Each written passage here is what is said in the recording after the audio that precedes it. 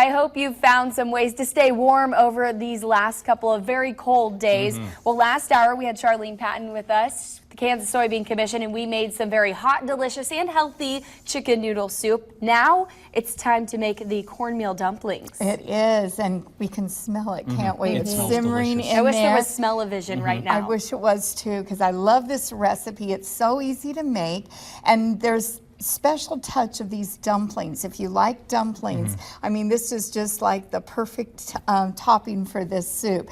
What I have in here is 1/3 cup of soy flour blend. You're going to add 1/3 cup of cornmeal and 1 teaspoon of baking powder, and I'll mix that together.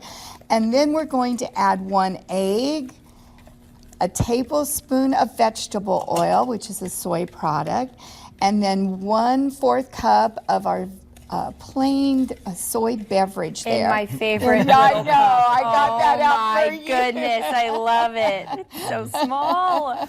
That would be fun to cook with little It kids is. too. Perfect for their teeny hands. Yes, my 2 little grandsons love holding that. Now look I how bet. easy that is. We just stirred that together.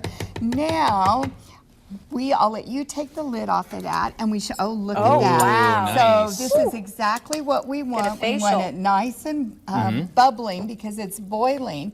And we're gonna drop these by tablespoon there onto our hot liquid.